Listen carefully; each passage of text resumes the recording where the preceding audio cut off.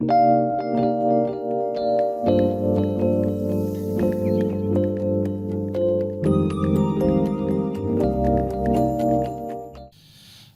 faly ihany koa miaraba an'izay rehetra manaraka amin'ny alalan'ny tambazotra minoatrany isika fa mbola hiasa ao-potsika ny tompo ary hitarika antsika amin'ny lala fahamarinana noho ny anarany iray.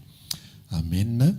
Araka nefa fampizarantsika sy fampiresantsika tao anatin'ny herinandro vitsivitsy dia hanao question réponse tsika androany mba tsy handeha fahazarana be fotsiny mba ilaina koa misy fotoana mba ohatrany hoe break kely ohatran'izay dia tonga ny vanim-potoana fa tsika mametraka fanontaniana dia afaka tonga dia mitsangana ianao manatony ety aloha dia mandray micro. Raha menitra be ilay mandray micro dia afaka teneny ampitoerana ihany ho azay tena menatra.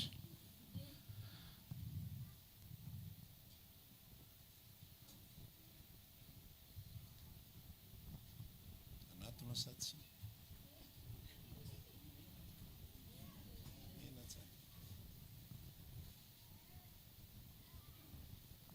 mpamanonona anarana dia mialy avy eo Akatindramamy. Ny fanontaniana efa nanitsikitsika foana hatramin'izay dia hoe anankitelo ilay izy fa tsy haiko hoe hifonana arabe loatra. Ray aloha hoe ohatrany ahoana pasteur ny parcours-na kristiana ray mandra-pahatonga azy amina ataoko hoe tsy haiko hoe hatraiza hoe miainga amin'ny fahaterahana indray dia zazara-panahy dia rehefa avy eo makaiza sy makaiza fa indrindrandrindra rehefa tonga eo amin'ilay hoe fahalehibiazana ara-panahy izay ilay mihinana vetikanina, inona ny tena tokony ataon'ilay kristiana ilay zanak'Andriamanitra rehefa eo amin'iny hoe mitory inona aby izany ilay fenitra takin'ny tenin'Andriamanitra.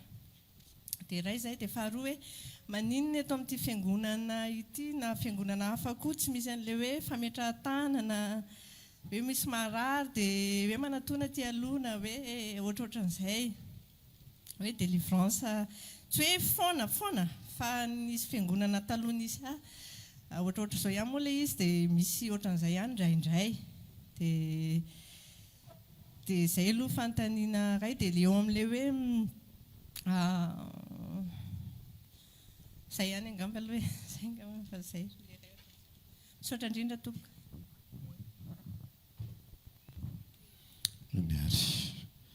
Resaka fitombona no voalohany fanontaniana. Fomba filazantsika azy moa hoe fitombona ara-panahy fa ny marina ny fanahy tsy mitombo fa fitombona amin'ny finoana no marimarina kokoa satria fanahy zany zavatra tsy tamaso, zavatra tsy azo tsapahi-tanana, tsy misakafo zany, tsy minoana zany, tsy mangetahita, tsy matory, tsy mitovy amin'Andriamanitra natiorany dia tsy hisy fitombona sy fienany zay fa ny finoantsika foana no mitondra anazy hoe ohatrany ahoana.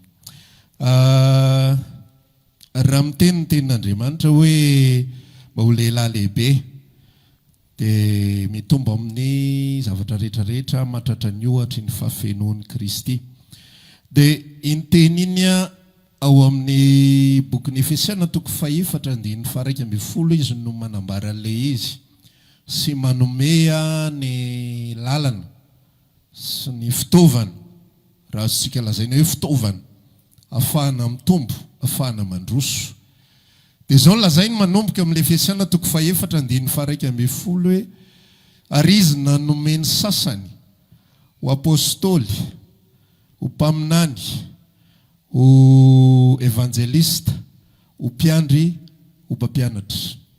Dia ireo rehetrarehetra ireo ozy izy dia nomen'Andriamanitra ahatanteraka ny olon'Andriamanitra rehetrarehetra. Dia vita izay fahatanteran'izay dia miditra izy eo amin'io resahany eo amin'ny écran io hoe fa ny manana ny olona masina ao amin'ny asan'ny fanompoana fampandrosoana ny tenan'i Kristy. Izany ao anatin'ilay verset dia efa manome izy ny rafitra rehetrarehetra sy ny atanatohatra rehetra sy ny lalana rehetra ahatonga ny mpino aharitra, ahatonga ny mpino hirehitra, ahatonga ny mpino avokatra ampatonga mpino ho lehibe, lehilahy lehibe matratra ny ohatra ny fafenony Kristy.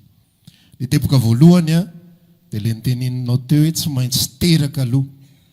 Mba hahafahan'ny olona ho teraka dia tsy misy teraka ao an-trano. Tsy misy teraka ao an-trano. Fa tsy maintsy misy olona mampiteraka azy. Tena misy ary ny olona teraka ao an-trano dia nisy rasazy natsoina hiditra ny an-tranony, na nisy dokotera sy sisa rehetrarehetra. Fa raha fiainana amin'ny maha-olombelona tsotra riske be zany hiteraka rery zany. Vitako rery tia hivoaka rery eto sarotra be zany resaka izany. Fa na eo ara dia efa misy ny assistance. Zany hoe mara Romana 10:7 voalohany indrindra hoe ny finoana teraka dia avy amin'ny toriteny. Ary ny toriteny izay miteraka finoana dia avy amin'ny tenin'i Kristy. Romana 10:17. Ny tepoka voalohany atongavana amin'ny fahaterahana zany dia tsy mihaino hira. Ny tepoka voalohany atongavana ho amin'ny fahaterahana dia tsy manao asa fanompoana, tsy manao karazana zavatra maro isan-karazany. Mety misy ny préliminaire, zany hoe tahaka ny fiandohan-javatra nanaitra anao, nikasika anao hoe hanomboka hivavaka manomboka eto. Fa reny dia point de départ na zavatra anankiray fotsiny. Fa amin'ny fotoana ny olona anankiray tafahoana amin'ny tenin'Andriamanitra dia tanteraka lazain'ny Efesiana 4:4 raha tsy diso hoe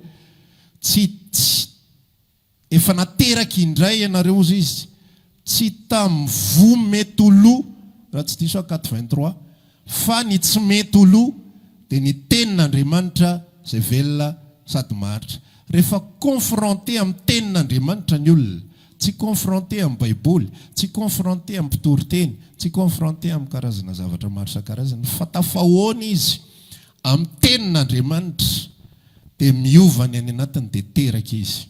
Rehefa teraka amin'izay izy dia inona ny rafitra, inona ny drafitra izay nataon'ny olona tao amin'ny bokin'ny Asan'ny Apôstôly 2:2, 2:3, 2:4, tsy hoe teraka izy dia nijanona fotsiny tany izay misy azy tany.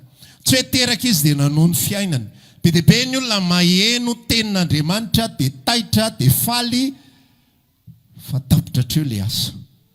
Faly vetivety fotsiny ihany. Matsiaro an'le Matteo 3:13 mivoaka amin'ny mpamafy mamafy na fafy teny teo ambony vatolampy izy teo ambony tsilo, vetivety ihany ny trebona vetivety dia maty ihany rehefa avy eo. Fa ilay teny izay ho tonga ao amin'ny fitombona, ho tonga ao amin'ny fivelarana, dia ilay olona izay manatona an'ilay vatolampy izay azony an'ilay rano. Zay ilay vatolampy resahana teo. Kristy ozy izy ny Korintiana voalohany 10 raha tsy diso Kristy izay vatolampy izay. Ary aiza no misy an'ilay Kristy vatolampy, misy an'ilay rano. Tsy alefa n'importe où eny le izy. Tsy hoe izay alehanareo. Tsy hoe mandehanana izay fiangonana mety aminao, izay mahafinaritra anao, izay akaiky anao. Za parametra zany tsisy ao amin'ny Kristy zany. Fa Andriamanitra mametraka ny teniny eo anivon'ny Eglizy, ao anatin'ny tenan'ny Kristy. Rehefa manome sarisary dia tahaka ny hoe ty vatako ty dia na Jesosy ary nampianatra hoe rehefa esorina hiala amiko ianareo dia tsy efa na inona na inona. Raha misy ozy izy sampany anankiray tsy mamoa dia tapahana izy dia atsipy eny ivelany dia maina. Ny ahafahany ty akibe tanako ty mivelona tsara dia tsisy toerana hafa akoatra ny fipetrahany eto amin'ity toerana ity. Ny ahafahany akikely tanako mivelona tsara dia tsisy toerana hafa hipetrahany afa-tsy eto. Dia rehefa mipetraka eto izy dia mahazo ny anjara sakafo izay miditra amin'ny alalan'ny vava. Fa raha esorina miala eto izy dia tsy mahazo anjara sakafo ary tsy azo velomina. Na akaseraingy misy rasy misy sakafo fenotrikaina ary ianao dia iny misy akikely tapaka dia ho velombelominao amin'iny dia tsy velona io. Fa masiso io dia maniry olitra io dia maty io rehefa avy eo. Fa rehefa mipetraka tsara eto izy dia tsy mila manao opération na inona na inona ianao. Fa tonga izy dia mahazo anjara amin'ny sakafo rehetrarehetra izay miditra amin'ny vava. Ny lalan'ny fitomboana faharoa fiarahana amin'ny Kristy dia tsy misy afa-tsy ny attachement, ny fifamatorana amin'ny Eglizin'i Kristy. ny atao hoe eglizin'ny Kristy dia tsy trano, ny atao hoe eglizin'ny Kristy dia tsy toerana, fa ny atao hoe eglizin'ny Kristy dia ilay vatantenan'ny Kristy, ilay misy olo-panahy izay misy an Jesosy ao anatiny, izay misy fanahin'Andriamanitra ao anatiny. Ary rehefa mifamatotra eo ny olona dia miaraka migoka ny sakafo rehetra izay omeny Kristy ho an'ny fiangonany. Raha miteny ny tenin'Andriamanitra milaza hoe toy izao ny fitiavan'Andriamanitra n'izao tontolo izao, dia izay fitiavana izay dia tsy mirotsaka amin'ny individuel, tsy amin'ny tsirairay avy. Hoy za rehefa manome ohatra hoe zahako tsy mitory fitiavana amin'ny ankibe tanan'ny vadiko, za tsy mitory fitiavana amin'ny ankikely tongony, ary ianao koa tsy manao an'izany. Ianao tsy manasoa fa le vadiko ray manontolo no hitoriako fitiavana, dia miara-misitraka an'izay fitorim-pitiavana izay ny membre ny tenany rehetrarehetra en même temps. Dia tahak'izay ihany koa, za tsy tian'Andriamanitra manokana, fa ny fahafahako mandray ny fitiavan'i Kristy dia fifamatorako amin'ny tenan'ny Kristy. Ny fahafahako mandray ny tenin'i Kristy dia fifamatorako amin'ny tenan'i Kristy. Fa rehefa tsy mifamatotra, rehefa tsy te hifamatotra, rehefa tsy te hifandray, rehefa voaratra ka tsy mety amiko intsony izay zavatra izany, dia mahazo tombony ahako satria tsy voahelingelina, fa maty antoka koa satria tsy mahazo an'ilay tsirom-panahy avy any aminy, ilay tsironaina avy any aminy. Teboka faharoa zany ahafahana mitombo, tsy misy afa-tsy fifamatorana, tsy afaka mitombo rery ny olona, tsy afaka mamokatra irery ny olona. Na mpitory teny ary ianao, mahavita zavatra be deaibe ianao, manana ny fanomezam-pahasoavana be deaibe ianao, fa tsy isy fifamatorana ianao, dia zazara-panahy eny ihany ianao, dia reraka eny ihany ianao, dia kivy eny ihany ianao, dia mandeha ho azy eny foana ny fiainanao. Fa rehefa misy ny fifamatorana dia mandroso, accéléré kokoa, mahazo sakafo tsara ny ankibe, mahazo sakafo tsara ny tongotra, mahazo sakafo tsara ny volo, mahazo sakafo tsara ny momba ny tena rehetrarehetra, rehefa misy fifamatorana amin'ilay tena iray, dia tsy nafa ny tenan'i Kristy. Ny teboka fahatelo ao anatin'ilay izy, ary zay mbola eo amin'ilay teboka faharoa isika hoe nomen'Andriamanitra amin'izay ny mpanompo ny tsirairay avy asoa ny tena. Ny mpanompo tsy natao asoa ny tenany manokana. Ny apôstôly tsy nasoa ny tenany, ny mpaminany tsy nasoa ny tenany, ny evanjelista tsy masoa ny tenany, ny mpianatra tsy masoa ny tenany, ary ny mpampianatra tsy masoa ny tenany. Fa ireo rehetrarehetra ireo dia natao asoa ny tenan'i Kristy daholo. Ohatrany hoe misy ny membre actif hitantsika mivantana ao anatin'ny vatantenantsika dia ny tanana ohatra, fa ny tanana tsy mitady izay asoa ny tenany, fa mitady izay asoa ny corps ray manontolo. Raha mandeha vidy zavatra izy dia tsy masoa ny tenany antony anaovana an'ilay izy, fa masoa, tsy masoa an'ilay tanana zany, fa masoa ny vatana ray manontolo.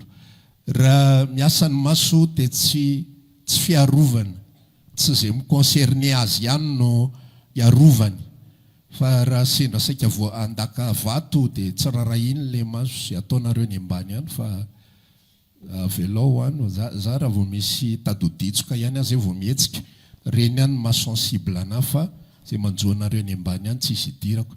Fa ny maso manome alerte voalohany hoe misy malao be ao aloha ao, fa tandremo so voadaka ilay izy. Dia zay no asan'ireo singa 5 ministère asa fanompona 5 amin'ny Efesiana 4:1-12 ireo dia natao hanompo ny vatan'i Kristy, ary le olona tsirairay avy dia natao hifamatotra amin'ilay vatan'i Kristy mba hahazo ny fanompona ireo singa 5 ireo. Azonao ve zay loha? Natao hifamatotra ty le vatana, dia io vatana io misy mpikarakara, dia mba hahafahanao mahazo fikarakarana izay azon'io vatana io, dia tsy maintsy mifamatotra eo ianao.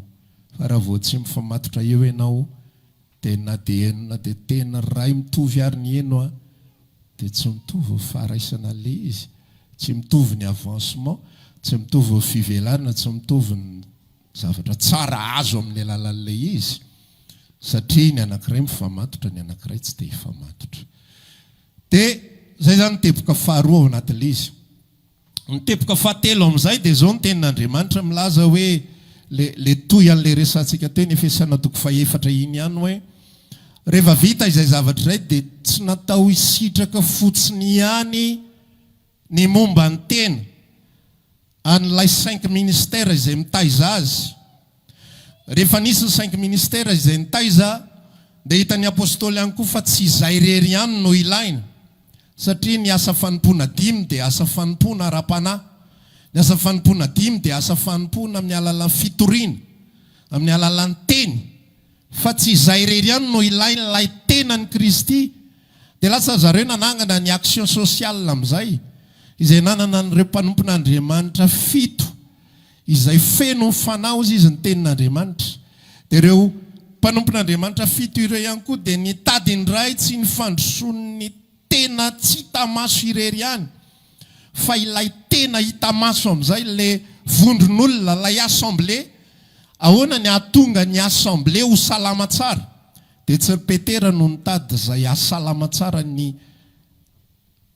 assemblée. Tsy Petera tsy ry Matthieu no nitady izay asalama tsara ny assemblée, tsy ry John no nitady an'izany, fa ireo 7 lahy izay feno fanahy, ireo no nitady hoe inona no tsy ampy ato, inona no ilainy ato, inona no asa fanompoana ny tenany Kristy. Misy karazany roa zany le asa fanompoana ny tena. Ny anankiray le asa fanompoana ara-panahy, ampandroso ny fiainam-panahy, amen. Fa ny anankiray le ampandroso ny maha-olona ihany koa, atsara ny maha-olona. Dia nizaraina roa le autorité spirituelle dia autorité ho an'ilay vatana amin'ny maha-olombelona fotsiny. Dia sady misitraka an'le ray le olona izay tafaray amin'ny tenan'i Kristy no misitraka an'ilay faharoa izay miaya ny maha-olona ihany koa ao anatin'izany.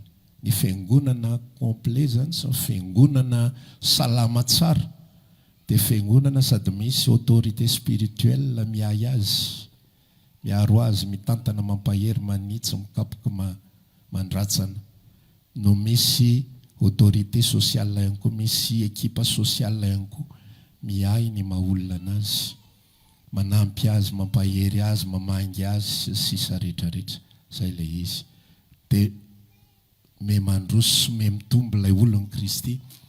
Rehefa memandroso me mitombo ilay olon'i Kristy dia inona ny antony izay zavatra ampandrosoana azy izay, mba hahatonga azy indray izy indray no hanompo an'ilay tena indray rehefa aveo amin'ny alalan'ny zavatra izay azo no entina. Zany hoe rehefa avy mihinana ianao dia ny etape fahatelo ny fitomboana ao amin'i Kristy dia ianao indray no manome izay avy aminao. Raha teraka ianao dia mijanona fahaterahana fa tsy mifamatotra sy mihinana sy mitombo dia reraka ianao. Raha tena teraka moa ianao zany tsy maintsy tonga ao amin'ilay etape faharoa foana. Raha terateraka, raha tena tonga amin'ilay etape faharoa ianao tsy maintsy tonga amin'ny etape fahatelo foana. Fa ny ankamaroam-potoana mampatonga ny fitomboantsika misatra tsika tsy mety miakatra tanatohatra, fa te hijanona foana ato amin'ilay toerana anankiray misy atsika. Nafinaritra be teo amin'ny fahateram-baovao dia te hijanona eo foana dia mihira lasa iza ny etaetan'ny foko fony izao vao nahalalanao. Teo izy ny tompo eo amin'ny etape faharoa no misy an'ilay etaetan'ny fonao indray manaraka, fa tsy mahazo ianao raha mijanona eo amin'ny etape voalohany. Dia tonga eo amin'ny faharoa ianao ka zany fa manana fifamatorana dia ahoana indray zany, toa henoko mihaimaina indray dia ozy ny tompo hoe mila miditra amin'ny etape fahatelo ianao. Dia ny fanompoana ny tenan'i Kristy ozy izy, ny fanompoana ny tenan'i Kristy. Dia ozy izy tsika hoe ny fanompoana ny tenan'i Kristy dia samy manana ny aporiny tsirairay avy, ary samy manana n'izay ny antsoina azy ny tsirairay avy. Ny fiarahana amin'i Kristy rehefa manomboka memandroso dia travail à la chaîne. Na tsara? Travail à la chaîne. Itanao rehefa kelikely ny orinasa anankiray dia olona ray no manao zavatra rehetrarehetra. Raha ianao zao hanangana asa fivelomana dia tsy maintsy ianao no mifody mamova vady, mpamova vady aloha zany ny asanao. Dia rehefa misokatra ny trano dia mamafa trano ianao, mpamafa trano ianao zany sady mpamova vady no mpamafa trano. Raha tsy tianao aloto i WC io dia mpamafa WC ihany koa ny asanao.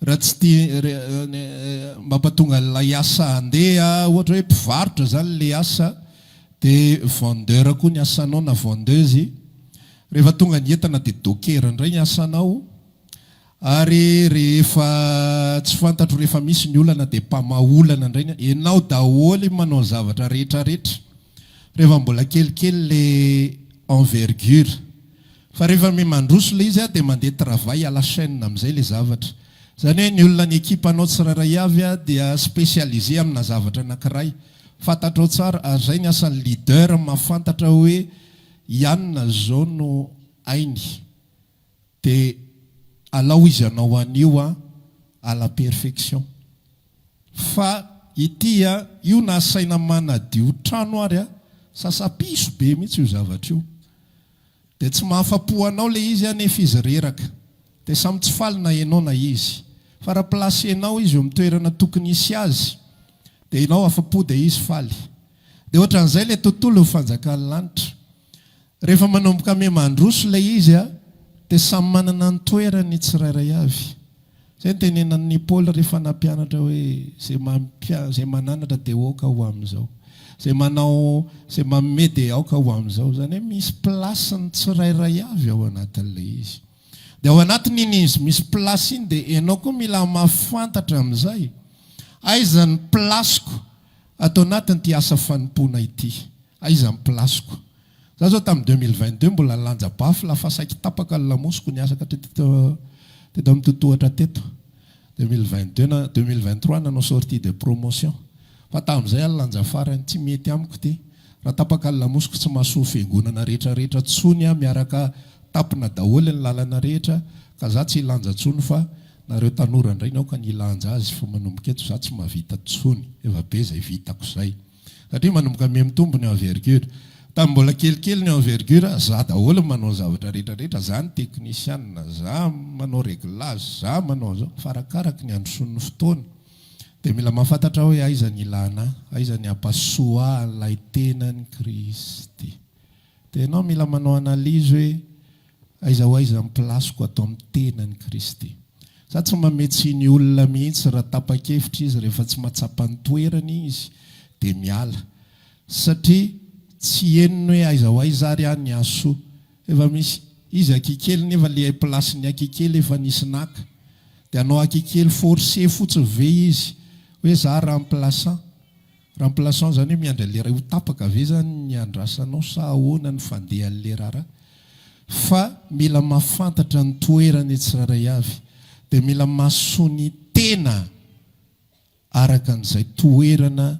izay nomena Andriamanitra anazy izay ary mila manao ny asa à la perfection dia miara-mandroso daholo na ny fiangonana na izy tenany ireo ny lalana telo izay ampitombo atsika tsirairay avy fa efatra moa zany raha hiditra ao anatin'le hoe resaka perfection isika satria izay ny tenin'Andriamanitra mba ho tanteraka ny olon'i Kristy dia ho tanteraka ilay tenan'i Kristy dia ireo ny lalana dia anjarantsika no mitady hoe amin'ilay mbola tokony ho teraka ave sa mbola tsy tena teraka ave sa mbola andala-piterahana sa ao amin'ilay mila fifamatorana aho sa ao amin'ilay mila mamokatra aho sa ao amin'ilay mila miparfaire mahatanteraka amin'izay ny asako misy olona efa mahita ny toerany fa tsy manao tsara ilay asany mbola misandrahaka be ny any anatiny any mbola tsy mivelatra tsara mbola tsy tena matotra tsara dia mila amin'izay izy manolotra n'izay ananany rehetrarehetra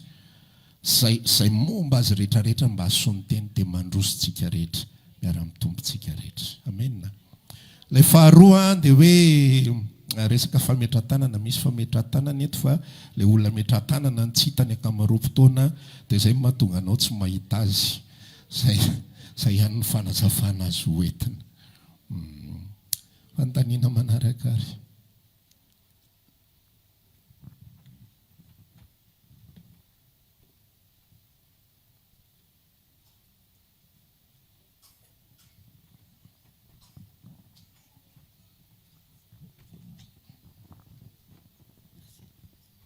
fiadanana toboka Davinety ny anarako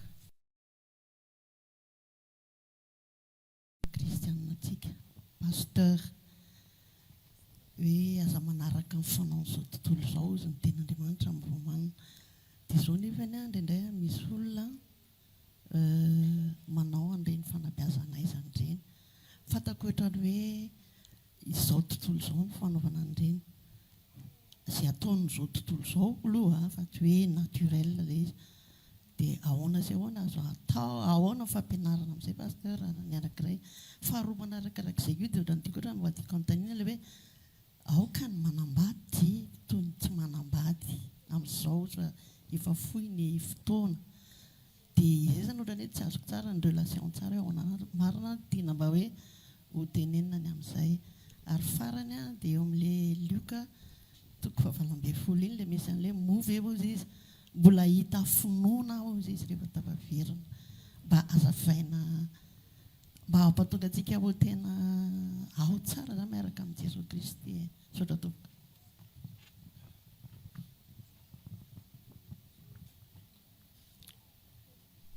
Namoa voalohany fanabeazana ihany. Avoaka ny ankizy izany.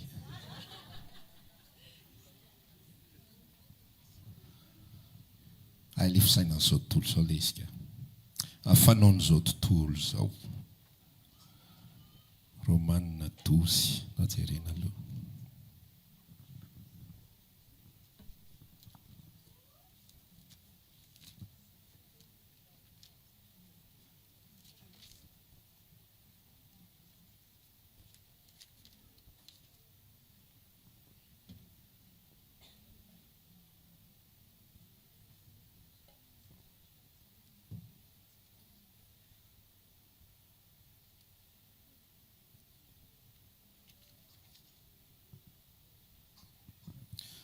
Romanina 12 ny voalohany ka hatramin'ny faharoa. Ko amin'izay mangataka aminareo ry rahalahy, noho ny famindrampon'Andriamanitra mba hatolotrareo ny tenanareo ho fanatitra velona, masina sitrak'Andriamanitra dia fanompom-panahy mety ataonareo izany. Amin'ilay fanompom-panahy dia misy petit b milaza hoe fanompom-pivavahana. Ny fanompom-pivavahana amin'ny teny frantsay dia culte. Izany hoe raha resahana ny inona moa votoatin'io romanina toko 12 io dia fanolorana ny tena resaka culte. Fanoloran-tena mba hanolotra ny tena ho fanatitra velona masina sitrak'Andriamanitra hanao fanompom-pivavahana ao anatin'ny fahamasinana. Dia rehefa miteny izy hoe aza manaraka fanaon'izao tontolo izao amin'izay dia tsy resaka zavatra atao io fa resaka esprit, resaka fomba. Indray diso ny fandraisana azy io, diso fandraisana ny atao hoe izao tontolo izao. Dia rehefa diso fandraisana izao tontolo izao dia lasa ekstremista ny kristianina indraindray. Sa ny fanaon'izao tontolo izao lasa hoe manao verni dia manao izao tontolo izao io. Dia lasa vao manao lokomena dia fijejejony io. Dia nefa le terma rehetrarehetra ohatr'izay rehefa izy antoetra le tena votoatin-kevitra dia ohatra hoe na resaka fijejejona dia resaka fanitonana seksuel, resaka toe-panahy misiton-dehilahy zany. Miala tsiny moa fa vehivavy ny tena tratra fa ny lehilahy tsisy rara izy fijejejona reo any. Fa vehivavy ny tena tratra ao anatin'ilay izy. Ka le esprit an'ilay izao tontolo izao mihitsy dia manao zavatra izy isotomany. Le zao tontolo izao io ary miditra lalina kely tsika dia hoe homme charnel. Le homme charnel dia le taranak'Adama. Dia le taranak'Adama iny tsy mitady iny afa-tsy izay afa-pony nofony, afa-pony tenany. Dia izay le hoe filan'ny nofo, filan'ny maso, rehaka momba izao fiainana izao. Inona le atao hoe rehaka? Zavatra mampirehare. Manana fiara ny olona dia tena niatoko ohatr'izao, izay mampirehare. Misy fotoana ny tangina moto dia dia mahita le jiro le mahafinaritra be ireny dia ohatra mba nieritrerako ohatra mba tiako ataotrin'iny koa ny jiroko dia nandinika rehefa avy eo fa rehefa nataoko fandiniana inona moa zany ny plaisir an'le izy a za mitaingina eo dia tsy hitako akory le izy fa ny olona no mahita an'le izy ny olona mahita le bika an'le zavatra dia ny olona mahita firetany zany hoe tsy ho anahy le plaisir fa ny plaisirako zany dia misy olona mierikerika zay zany ny plaisir zay le atao hoe rehaka azonao le izy mazava be zay le olona mierikerika mahafinaritra anao afa kosa tena mbola tsisy ohatran'iny kosa dia falifaly ery jejeje ery jilaka ery hoe za rery efa tao anatiko ihany zay fa ohatrany hoe variana kely tamina vanim-potoana ray fa taloha izy tao anatiko ihany rehefa vidy tôbila dia za tsy dia mijery ny ivelany loatra ny tena mitondra fa ny ao anatiny vao mitsofoka ao aho dia jereko hoe mety amin'ny masoko ve ny hitan'ny masoko rehetrarehetra eto dia rehefa mety amin'ny masoko ny hitan'ny masoko ao anatiny ao rehefa confortable ny masoko zany dia mety amiko ty fa raha vao hafahafa ny pozipoziny sy ny rira sy ny angle sy ny aiguille sy tsy tiako ty zavatra ty satria le any ivelona ny olona mahita fa le ao anatiny zany mahita dia raha te hanome plaisir ho ahy aho zany dia le hitan'ny masoko nataoko zava-dehibe dia iverintsika amin'le resaka lay zao tontolo zao amin'izay zany dia zao ny fisaina zao tontolo zao aloha resantsika dia vetsika resaka le fanabeazana izany le fisaina zao tontolo zao amin'izay zany dia zao manao zavatra izy a dia le zavatra zay ataony a dia arak'izay hoe rehaka momba zao fiainana zao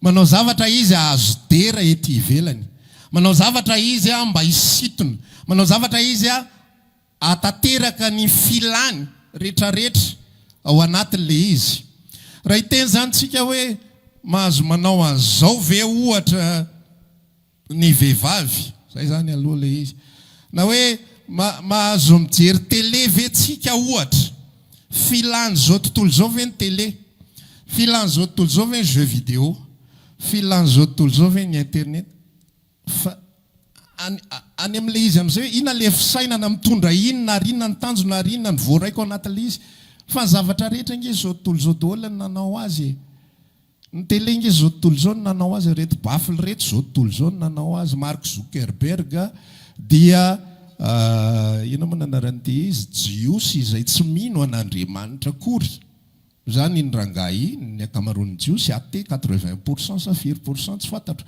ate daholo ka raha ho zany ve no raisitsika tsiraray avy inona fa tsy hanao ohatran'le karazam-pivavahana ray zay tsika dia amorona tanàna ray manokana ho atsika isika dia tsy vidy karotin'izao tontolo zao misy pastera anankiray zay na ny mpibatabafla ary dia tsy avelany mihitsy nle mampime amin'le izy a ny aingavariana nary le izy neta sarety dia tonga mba fiangonana le izy dia tsy azo entin'le sarety fa raha lany tsy maintsy milanjan'le bafla ny jesosy fa any jesosy io ka tsy azo ny zao tontolo zao entina dia nefa le sarety zao tontolo zao no nanao azy le kiraro nanaovan'le rahalahy zao tontolo zao no nanao azy ny akanjon'ny pastera zao tontolo zao no nanao azy ary mino aho fa nanietim-bolon'ny pastera tsy rahalahy no nanety volony fa zao tontolo zao ka misy zavatra mila fatarina tsara ao anatin'le izy fa araka lazaiko hoe lasa kristianina extrémiste tsika dia le fisainana no zao tontolo zao lay toepo ino tsy tian'Andriamanitra ananatsika le fisaina zao tontolo zao le toepony zao tontolo zao lay antony anaovany zao tontolo zao zavatra fa tsy lay zavatra vokatry ny tanany na zavatra vokatry ny fahaizana na zavatra vokatry ny inspiration tsy izay le izy dia iresaka tsika an'izay le resaka fanabeazanaizana an'izay ao anatin'le izy sy ny resaka hafa rehetrarehetra zay manodidina azany zavatra zany tsika miaina ao anatina fiarahamonina izay mila fantatritsika hoe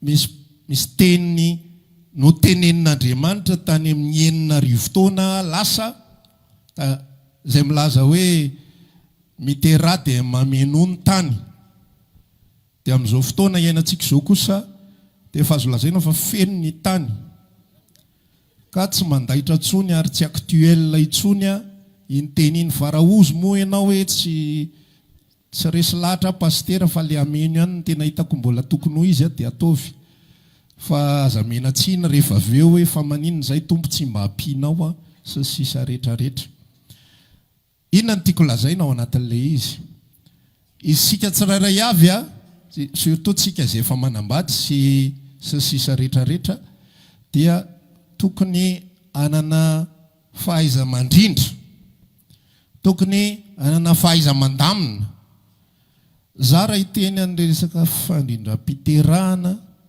dia ny mahakontra amin'ireny zavatra ireny dia izy tsy mahasalama izay fotsiny fa za tsy kontra fandrindram-piterahana za tsy d'accord amin'ny hoe zay mahasoa men'Andriamanitra dia atao foana ilay zavatra amin'ny vanim-potoana izay madia volana ny saina dia rehefa avy eo folony zaza 12 zaza dia ny tompo no mena tsiny ozy ilay ramatoa zay hoe tena lakalaka ilay Andriamanitra zahay tsy mila tsony mahazo foana isa-taona ilay mangataka tsy mety mahazo dia ozy resaka tavadika hoe ty ramatoa ty zany resy lahatra mihitsy fa tsisy hidiran'izy roa mihitsiny ny fisiny io zazakely io tao anaty kibo tao fa dia mibotsina ilay kibo dia hoe fananinona nomen'Andriamanitra indray tsika meny indray tsika fa tsisy hidiran'izy roa no nahatongany io tao dia izay zavatra iray a iza nometsiny rehefa avy eo iza ny diso rehefa avy eo rehefa sahirana be ilay ankohonana nony amin'ny zavatra mitranga rehefa tsy ampy fitiavana ilay zazakely izay vo heri-taona monja dia tonga sady azy zandriny dia iza ny diso ao anatin'ilay iza ny diso aza toy izany fa mila fandrindrana ilay izy dia mila fandaminana dia efa tsy mety aminao système ray dia tsy atao iny fa mitedava système hafa fa tsy hoe tsy mety fotsiny ity dia samy vita ilay izy dia miandro izay sitrapon'ny tompo eo ny tompo efa nitsodrany maro fara sy miabe tsama meno ny tany dia ny dikan'izany zay ataonareo roa mety aminao roa dimy zany fa za azy elingelenina amin'izany dia tsy fitondram-bavaka zany hoe tambavaka izay mba tsy hiteraka tsony tsy fitondram-bavaka izany fa anjarantsika mandrindra zany dia anjarantsika mandamina zany anjara mpivady mba mifampiresaka anjara vehivavy mba mijoro hoe kidada miandry fa tsy fotoanan'izany zao fa tsy avy eo fa nometsinao ihany eny tsy manaiky eo mihitsy mila fandaminana zany mila fahendreny zany zavatra zany fa avy eo sady miaraka tonga le zanaka sy le zafikely problema be le ankonana na ny ankizy ary tsy hitantsony zay toerany hoe iza moa zany tatafara moa zany ty sakoa zany tsy haintsony le resaka avy eo fa fangaro fianakaviana dia mila ny fahendreny tsirairay avy ka za tsy porina contre ny resaka za contre n'le fanabiazanaizana amin'izy tsy mahasalama tena tsy mahasalama reny asiana zavatra eo tsindrona eo manimba hormone eo asiana DIU manakorotana hormone eo zavatra be lehibe manakorotana eo ary za tena d'accord mihitsy ny hoe eto amin'izao tontolo izao misy politika na famera-piterahana dia mitondra amina stérilisation reny zavatra reny marina zany fa tsy ilay izy no afa midevoly fa tsika mila mitady pratika izay mifanaraka amintsika fa ilay izy dia tsy mahasalama fotsiny tahaka ny zavatra rehetra tsy mahasalama ny paty ihany koa zao dia tsy mahasalama io nouille io dia mila mitady sakafo hafa ianao izay mahasalama anao ny fieranao hatreto ny fihinanako an'io zavatra io dia ohatra izay asan'izao tontolo izao daholo reny fa tsy dia misy idirany amin'ny fanaon'izao tontolo izao reny mihinana paty koa fanaon'izao tontolo izao misotro Coca-Cola misy tsy mahasalama daholo reny zavatra rehetrarehetra reny misy tsy mety amin'ny fiainana donc raha anao an'izy tsika na tsy anao an'izy dia ny toe-pahasalamanao jerena ok dia misadapta amin'izay zay moa lay izy roa ay moa le tsy manambady dia ny farany inteny iny efa nataontsika toriteny iny indray maka Ozy izy Paul efa tombotra ny andro dia noho izay anton'izay dia tsy tiako maro ahina ianareo. Tsy tiako maro ahina ianareo. Zany hoe ny tanjona ao anatin'ilay resaka rehetrarehetra dia ny atonga ny mpino tsy maro ahina dia tsy maro erehana. Satria efa tombotra ny andro. Dia rehefa tombotra ny andro dia mila miambina ny zanak'Andriamanitra. Dia rehefa miambina isika dia hoy ny toriteny tamin'ny alarobia mitandrema amin'ny distraction. Satria zay ihany ny lalana azony devoly anelingelenana antsika. Distraction. Ny vady, ny zanaka, ny asa sy sisa rehetrarehetra dia mety hivadika ho distraction daholo. Mety hivadika ho zavatra izay animbatsembana ny lalam-panomponao sy ny fiainanao ara-panahy. Dia hozy izy Paul miresaka hoe tsy tiako nareo maro ahiny. Tamin'izany fotoana andro zany dia ny fanambadiana dia natao vady atolotra. Dia rehefa vady atolotra ilay izy dia ny ray aman-dreny no fanaraka tsy hay izay fifanarahany ao fa dia ilay dadan'ilay vehivavy zany no manatona ny dadan'ilay tovolahy dia mifanaraka eo izy mihoatra dia raikitra sa tsy raikitra dia oke zany dia omena ilay zanany vavy ho vadin'ilay zanakalahatsy na tsy omena ilay izy. Dia hozy izy Paul miresaka hoe izay manome zanany vavy ho vadin'ny hafa dia manao ny tsara, fa izay tsy manome dia manao ny tsaratsara kokoa. Fa tsy tiako maro ahina ianareo fa izay manambady dia mitady izay afaly ny vavy, fa izay tsy manambady kosa dia mitady izay afaly ny tompo. Dia avy eo izy manambara izy amin'izay hoe efa tombotra amin'izay ny andro dia manomboka izao mba tsy ho tahaka izay miainy an'izao fiainan'izao ny miay azy. Zany hoe ohatsika hoe ianao mbola mitady vola ihany, fa tsy hoe tsy mitady vola intsony ianao fa efa akaiky ny tompo, fa mbola mitady ihany ianao fa ny fonao sy ny ainao tsy any amin'izany. Zany koa zao ilay fanao an'izao tontolo izao. Ohatsika l'esprit du monde. Tsy any amin'izany intsony. Velona na misy an'io na tsisy an'io. Mandroso na nisy an'io na tsisy an'io. Fa amin'ny maha-olombelona dia tokony hanao an'io. Ary amin'ny mampanompon'Andriamanitra, amin'ny maha-olon'i Kristy dia izao ny fanambaran'i Kristy, izao ny fanambaran'i Paul hoe izay tsy miasa aoka izy tsy hihinana. Dia donc tokony hiasa aho mba ahafahako mahafokatra fa ny momba tsy ao anatin'io zavatra io. Tsy hoe hanao kitotoa fa hozy aho fomba firesaka hoe ny vatana no miasa ho an'izay fa ny aina ny amina dia ao amin'ny tompo mandrakariva. Izao tontolo izao izay manana fisainana hafa tsy mitovy amin'ny zanak'Andriamanitra dia any amin'ny asany momba azy rehetra. Araka tianao ny asany dia vadika biby izy. Raha ohatra ka mena seny lehibeany izy fa ianao raha tsy miaraka amiko dia horoako ianao, fa raha miaraka amiko ianao dia ampiakariko posta dia akipo ny masony indray mandeha monja ozy izy dia hibebaka rehefa avy eo. Izay ilay izao tontolo izao. Fa zanak'Andriamanitra afaka mijoro dia tsy maninona fa za mihitsy ny hanoratra ny démissionko. Raha izay ilay izy. Satria tsy ianao ny mamelona. Za zanak'Andriamanitra. Za olon'i Kristy. Za natsoina ao amin'izay. Dia tsy mifamatotra amin'iny zavatra iny izy. Takizay ihany koa ny vady. Ny vady dia hozy izy ny tenin'Andriamanitra milaza hoe tahaka ny anekenan'i Kristy iny tokony aneken'ny vaviny lahy amin'ny zavatra rehetra. Fa misy limity ny zavatra iny. Inona ny limitin'iny? Hozy Petera tsara ao anareo, raha mariny ao anatrehanareo, ny anaky anareo mihoatra no Andriamanitra.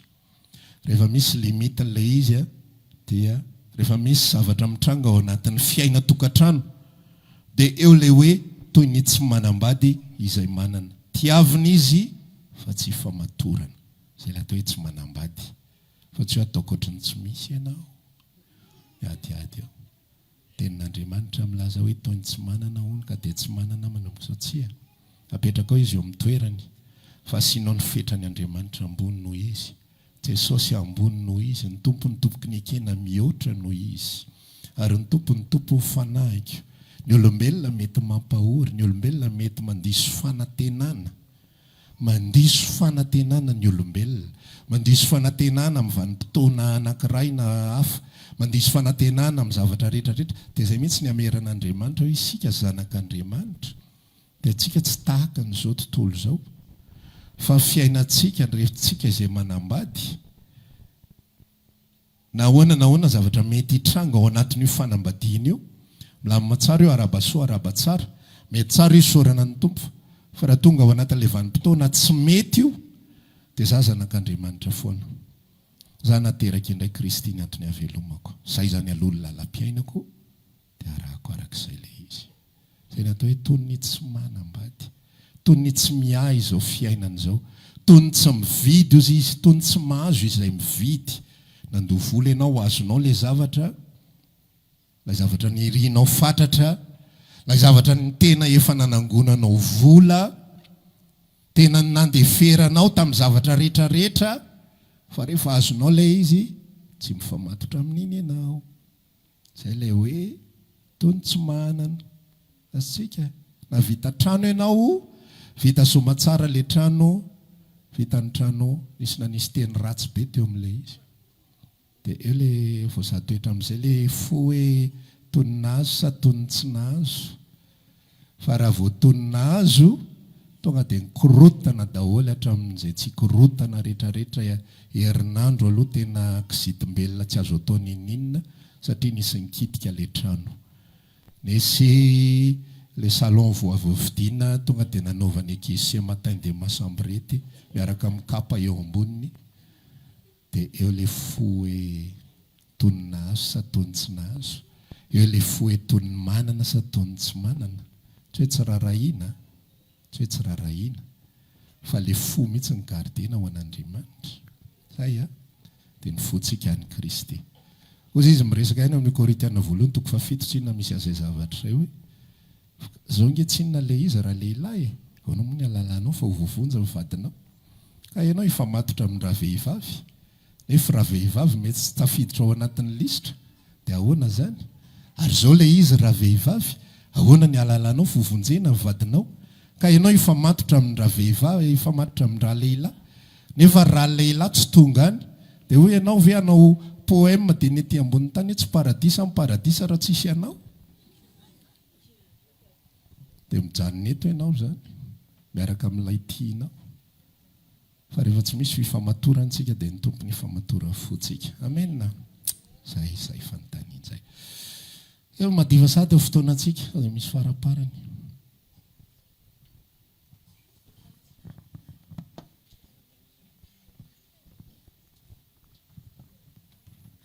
Iajavana Ranomafana. Ny fanontaniako dia mahakasika an'ilay hoe fantatritsika rehetra hoe Satana dia mahay tenin'Andriamanitra. Dia ahoana ny position-ny amin'ny fahitana ny zavatra ho avy, hoe tsy kopy ve izy zany sa ahoana zany? Ny amin'ny tenin'Andriamanitra rehetra izay teneniny dia tanteraka foana, na ny efa nisy teo aloha dia teo aloha izao ohatra hoe tamin'ny hanombohana an'i Jesosy dia mbola nataony ihany zany, mbola ohatrany hoe izay tenen'Andriamanitra sina dia tanteraka, dia mbola tanteraka ilay izy fa hoe izy ve ahoana zany, fantany ve ilay izy tsy haiko hoe azotsika ve ny zavatra tsika tenena, fantany ve ilay izy dia miezaka ny tsy hahatanteraka an'ilay izy ve izy sa dia fa tsy maintsy izay.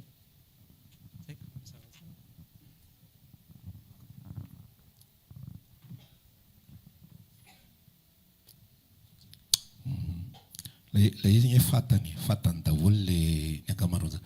Misy fotoana izy teanao zavatra contraire an'izay. Ohatra izany izao hoe rehefa saika homboana nge Jesosy dia nalefa ny vadiny Pilato hoe, nalefa vadin'ny Pilato hoe aza mikitika ny olona io hoe fa hafahafa be ny nofoko. Izany hoe efa nanomboka tao anaty tafiditra tao anatin'ilay engrenage izy efa Jodasy efa nidirany dia nomeny fitaka sy sisa rehetrarehetra, dia efa me mandroso ilay lalana izay izy vao hitany hoe ohatrany misy zavatra tsy normal ity fa manino ty olo ty tsy mireazira mihitsy dia saika hemitra izy dia ohatra'izay ihany koa jodasy dia jodasy zao nanenina vitan'la zavatra misy zavatra ohatran'izany be dia be ao anatin'ilay izy fa satana ihany koa navelan'Andriamanitra tsy hoe navelan'Andriamanitra fa ampanaovin'Andriamanitra zavatra ihany koa izy ao anaty testamenta taloha ao misy tantara be da be ohatran'izany avelan'Andriamanitra satana anao zavatra sainy manao zavatra ary izy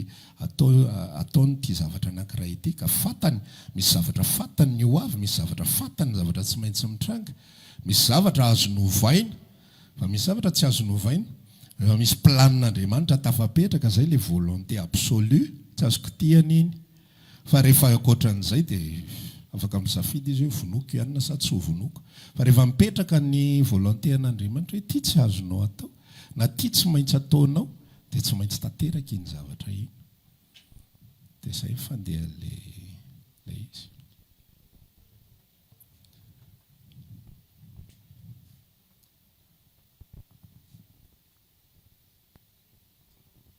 Andry alova diniako ty aloany. Fiadanana ny nany anarako ny fanontaniako izany ny tamin'ny roa taona nisy évangélisation izay tamin'ny toerana anankiray dia nandeha mpanatrika fotsiny ny asako tamin'izay fa tsy tena hoe anisan'ilay mandray anjara dia nizara groupe de 6 na 7 eo dia rehefa nandeha ny filazantsara fitorinan'ny filazantsara dia tsy nare filazantsara mihitsy aloha tamin'ilay nitoriana fa tsy haiko ny sasany fa ohatrany hoe nitenen'ilay olatra hoe misy mpivarotra sokatra izao eny an-dalana dia nitenenina hoe afaka manokatra lalana ho anao ny tompo raha ohatra mivavaka ianao ohatrohatr'izay izany no tena nresahana atao dia isaky mahita olona dia ohatrohatran'izay ohatrany hoe mivo amin'ny tena fampana tena ny zavatra kokoa ny henoko dia taty aoriana nanana opportunité faut il y a 2 semaines angavan'izay tafaresaka tamin'ny tompona ndraikitra tsy haiko fa ohatry ny lasalasa ilay vavako tsy haiko na tamin'ny tsy haiko na hoe inona moa ny atombohan'ilay resaka fa ohatrany teny hoe nisy an'izao tamin'iny fotoana iny fa ohatrany tsy filazantsara ny henoko dia niteneny anahy tamin'izay hoe mila kalma kely fa sao dia mitsara dia izay izany ny fanontaniako hoe aiza ho aiza izany ilay mitsara aiza ho aiza koa ilay mijoro aiza ho aiza koa ilay mbola misy koa hoe mahalo mangina fa avelao amin'ny fotsiny indrindra amin'izao contexte ohatry ny efa feno tsy filazantsara fa feno fivavahana ohatrany hafahafa izao aiza ho aiza izany ilay tokony hijoroantsika izay ny fanontaniako.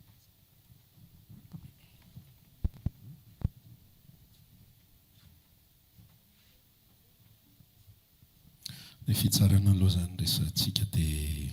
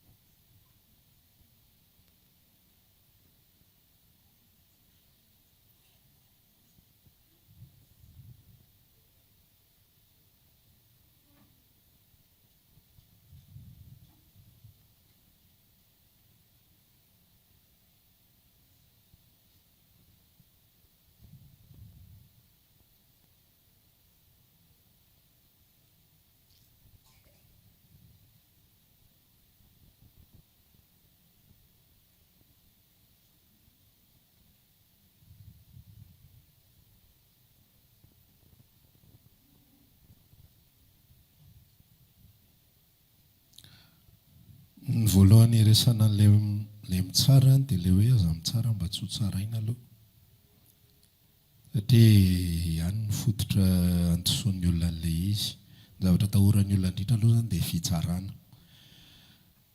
hoe sao dia tonga any an-danitra any dia hotsim-ponin'Andriamanitra daholo koa ny momba rehetra. Ny famarinana nefa dia izao ny resaka izay ny fanaovana tamin'iny teny iny jerentsika ny contexte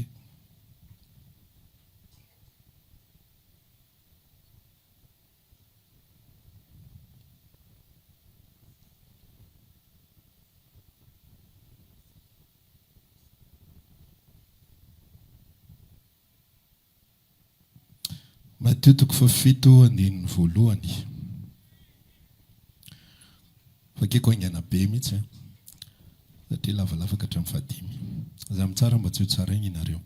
Fa araka fitsarana ataonareo ny tsarana anareo ary araka ny ohatra ataonareo no anoarana ho anareo. Ary nahoana ianao no mijery sombokazo eo amin'ny mason'ny rahalahinao fa ny andry eo amin'ny masonao dia tsy mba tsaroanao. Ary ahoana ny ilazanao amin'ny rahalahinao aoka ho anaisotra ny sombokazo eo amin'ny masonao nefa indro ny andro eo amin'ny masonao. Ripy tsara velatsia esory aloha ny andro eo amin'ny masonao amin'izay vao hitanao tsara ny anesoranao ny sombokazo eo amin'ny mason'ny rahalahinao. Mesazy ho aniza zany ty teny ty ho an'ny be tsara velatsia. Raha be tsara velatsia ianao dia ho anao io teny io dia tena ho anao tokoa io. Ary ny faharoa dia mesazy ho aniza ity teny ity, mesazy ho an'ilay olona manana hazo, manana andry eo amin'ny masony kanefa mahita sombokazo eo amin'ny mason'ny hafa. Inona io teny io, iza ireo olona lasain'ireo? Matitoko fa 7 dia ny fariseo. Izay hoy izao filazan'i Jesosy azy, nareo fariseo dia mpanatatavana moka fa ny rameva moa ataony inona? Atelina. Le rameva atelina fa ny moka tatavanina. Ahoana ny mpianatra ao tsy manasa tanana? Ahoana nareo mandika sabata? Ahoana nareo no ohatran'izao? Tiky pitsopitson-dalàna rehetrarehetra ty sikotsikiriny daholo, tsy mety zao, tsy mety zao. Any le atao hoe mihitsy tsara. Azonareo? Le resaka ao anatin'ny Matitoko fa 7 zany contextuel dia fitifirana. Tena zay mihitsy Jesosy ka izy tena pitifitra izy. Ary ny azy tena basy arangaranga asehony hatramin'ny bala mihitsy no itiany anaovako anao. Dia tifirina ilay fariseo hoe nareo mihitsy tsara ahy sy ny mpianatro tsy manaja andro sabata, tsy manao an'izao, tsy manao an'izao, tsy manao an'izao, kanefa ianareo misy andro be eo amin'ny masonareo. Ina le andro be tsy rarahinareo ny rariny, ny famindrapo ary ny fitsarana, tsisy ivakinareo loha ny amin'izany zavatra izany. Ripy tsara velatsia, esory aroa ireo zavatra, aroa telo ireo, regleo aloha ny aferanareo anatrehan'Andriamanitra ny zavatra vaventy rehetra izay hitsakitsahanareo anatrehan'Andriamanitra. Dia aveo tsika miresaka fanasan-tanana, aveo tsika miresaka inavy fanajana sabata, aveo tsika miresaka zavatra hafa. Zay no dikany aza mitsara mba tsy ho tsaraina. Fa ho tsarain'Andriamanitra nareo ny amin'ny sofinareo miaino ny filazany tsara io nefa tsy mahalala. Zay ny dikany aza mitsara. Fa ho an'ny kristianina kosa, ho an'ny olona izay nateraka indray kosa, dia hoekitsika ny teny atao amin'ny Korintianina.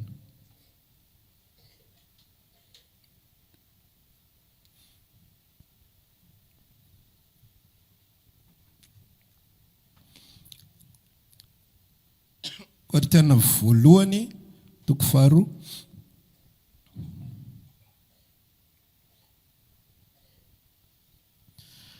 Korintianina voalohany toko faharoa andiny 5:10. Toy izao mivaky ny teny amin'ny anaran'i Jesosy. Fa ny olona araka ny fanahy dia mahafantatra ny zavatra rehetra kanefa izy tsy fantarin'olona. Dia vakiko amin'ny teny frantsay version Louis II. Korintianina voalohany toko faharoa andiny 5:10. L'homme spirituel, au contraire, juge de tout. Et il n'est lui-même jugé par personne. L'homme spirituel juge de tout. Rehefa ny olona ny te hampanaiky be fatany anao ny zavatra rehetrarehetra dia avoaka ny Matthieu 7 aza mitsara. Avoaka ny aza manendry izay voahosotro Jehova. Fa Kristy mampianatra, fa ny olon'ny Kristy kosa dia mitsara ny zavatra rehetra izay tonga eo anatrehany dia tsara iny. Ny olon'ny Kristy tena mitsara. Ozy izy ny tenin'Andriamanitra milaza amin'ny bokin'ny asan'ny apôstôly, ny toe-panahin'ny olona tamin'ny Beria dia tsara lavitra noho ny tany Tesalonika. Satria maninona? Nazoto nandinika ny teny isan'andro izy ireo. Na mara zany na tsy. Apôstôly mitory teny aminy. tsika kehitriny mbola mandray ambokony be tsika tsy mandinika zany manao ve zany tenenin'ny Paoly zany fa mponina ny bery tena mandinika marina ve zany aloha marina ve zany tenenin'ny apôstôly zany marina ve ny tenenin'ny Petera marina ve ny fampianaran'ny Mattio marina ve ny fampianaran'ny Jaona mety ve zany zay tokoa ve ozy ny voasoratra dia sa izy vo manaky dia takizay ihany koa isika zanak'Andriamanitra na i Paoly ary laza zany tamin'ny Timoty zanany ry Timoty dia nio izay zavatra lazaiko satria manenona omen'ny tompo fahazavan-tsainany amin'ny zavatra rehetra ianao zany hoe isika plasena zavatra indro aho mametraka anareo tahaka ny ondry zanak'ondry efoan'ny ambody endre tahaka ny menarana mora tahaka ny voromailala juge de toute chose fitaka ho an'ny olona ozy izy ny malaky miteny hoe zava-masiny ty tonga dia vao mahita masiny ty avy amin'Andriamanitra izao eo na misy olona ary manana anarana mitondra titra dia tsy reny mihitsy ny atao ho zavatra tena hoe tena izy io za fa nahitan'izany mihitsy misy mpitory-teny malaza anankiray izay dia be ny olona resy lahatra amin'ny fanambarany tsy tononoko ny anara fa nareo eto ary maro angamba ny resy lahatra fa aveo misy sary anankiray dia misy ohatra hoe général de Dieu dia misy kintana anankenina milahatra eto dia eo ianao ny juge de toute chose ahoana marina moa fanan'Andriamanitra par rapport amin'izao zavatra izao rehefa misy zavatra heninao hoe tsy avy amin'ny tompo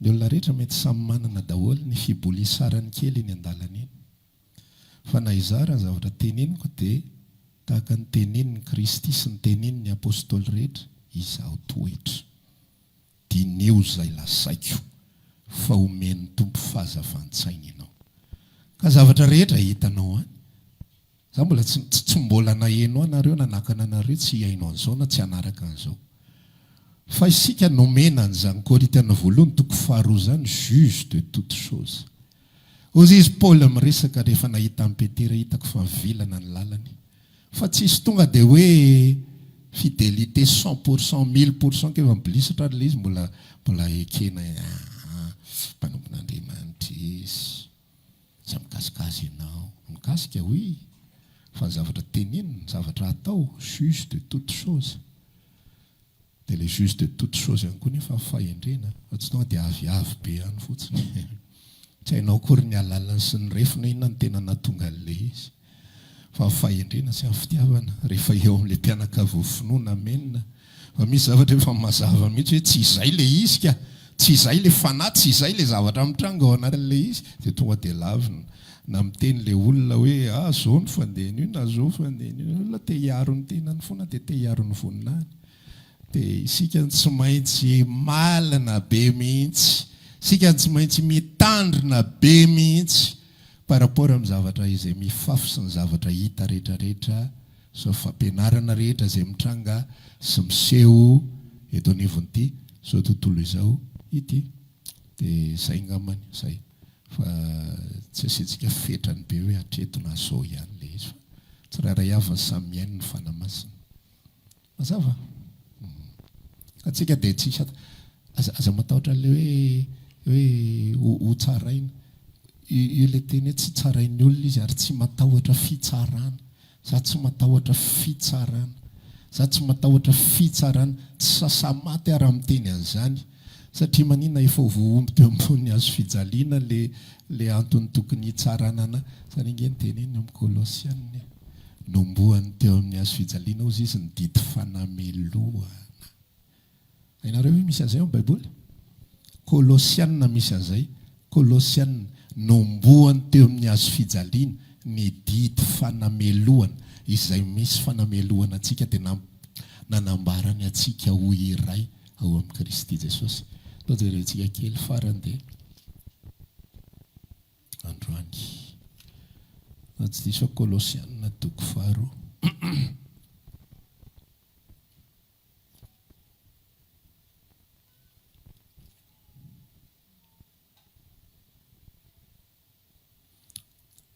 apio raha ohatra ka tonga dia hitanao Kolosiana toko faharoa dia ny andiny fahatelo ambin'ny folo sy ny fahaefatra ambin'ny folo vakina amin'ny anaran'i Jesosy ary anareo izay efa maty ny fahadisoana sy ny tsy fiforan'ny nofonareo dia novelomy niaraka tamin'i Kristy rehefa navela amin'ny fahadisoantsika rehetra ary novonony ny soratanany didy izay ny ampangatsika dia ny sorony tsy hoe mihitsy zany ka nomboany tamin'ny hazo fijaliana. Amen. Ka za manokana tsy matahotra ny fitsarana fa za dia hitsara mihitsy ary ho avy aho miaraka amin'ny angady sy ny arona dia iziriziry mihitsy aho hoe tsy izany. Ny filazantsara tadidio fa tsy lalan'ny ray ihany, tsy fitorianan'i Jesosy irery ihany, fa fandravana ny fisainana rehetra izay natao hanohatra ny Kristy koza izy Paoly. Fa tsy hoe olo-pihavana ntsika dia ny antsika ihany ny ataontsika dia avelao ny hafa ny fotsiny anao izay tiany atao, fa za tsy maintsy mijoro. Raha tezitra amiko ianao no ny amin'izay antony izay dia mila azonao tsara fa natezitra renao dia tohizako foana izay zavatra izay. Fa za tsy maintsy mijoro dia miteny fa ity tsy izy satria izy izao no voambara ary izao ny ambaran'i Jesosy Kristy. Izay ny anio ngambany. Aizany le Jeremia ka tsy azoko onina mihitsy le inona ary le fanontaniana.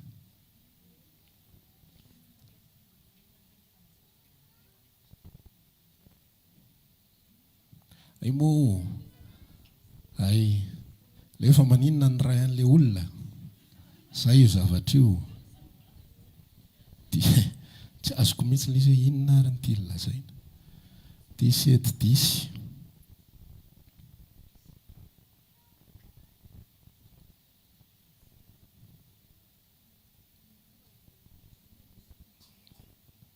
Le pitsopitsony kely ohatr'ireny tena ho anay tahitra fisainan'ny olona mihitsy. Efa maninona ary ny tsy mpamatatra tsinay ilay izy. Isinona ao amin'ny fo.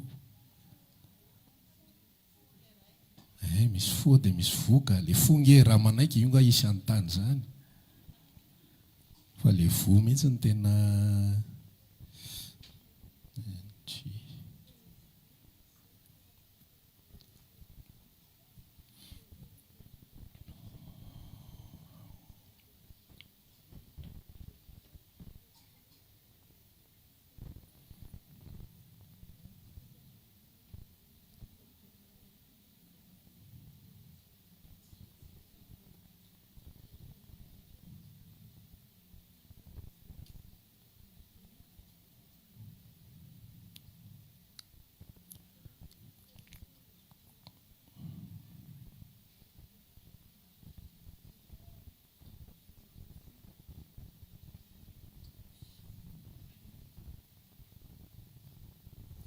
aloha mbola mijery dika teny vitsivitsy aho a. Jérémie 17.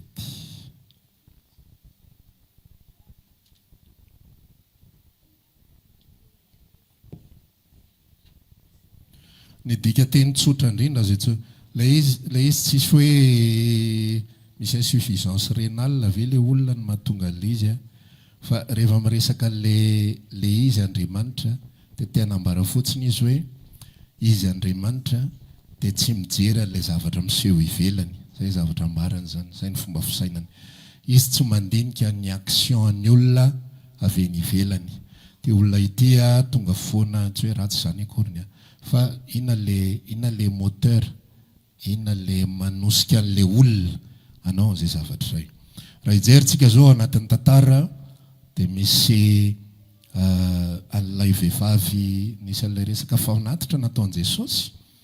Dia tonga izy niaraka tamin'ny mpianatra dia mitondra fanomezana mavesa-danja sy mikoritsana tsara ny mpanan-karena, dia izay le action ety ivelany. Fa le Andriamanitra mpandinika ny fo sy mpamatatra ny voa dia namoaka verdicta tamin'ny alalan'ny vavan'i Jesosy hoe ireo rehetra ireo dia manome an'izay ambikambany izay tsy laliny. Dia ilay Andriamanitra izay mamantatra ny fo sy mandinika ny fo sy mamantatra ny voa ihany koa dia ny sonde, zay ilay hoe mamantatra misonde misy zatoetra mampiditra ao anatina rayon X sy ultraviolet sy tsy fantatro, hitany daholo miafina ny anaty rehetra any, dia nahita fa lay vehivavy manantena dia nanome ny fananany rehetrarehetra tao anatin'io, ary io no ankasitrany.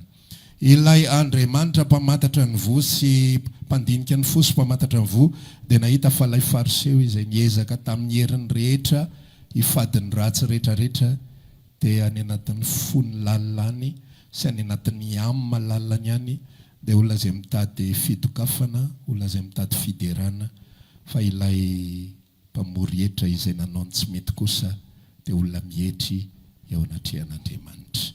Ka zay ndikany hoe mandinika fo izy mamantatra ny vo, tonga dia ilay cas pratika zany resantsika, Andriamanitra mijery ny motive rehetrarehetra ao anatin'ny mombantsika ao. Manao zavatra tsika, inona ny antony? Raha midera ny mpidera, inona ny antony?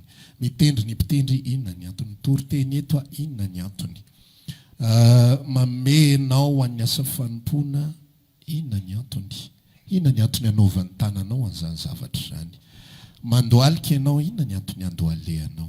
Anao fifadikanintsika amin'ny zoma filazan-draharaha ratsika izao, dia inona ny antony ao anatin'ilay izy?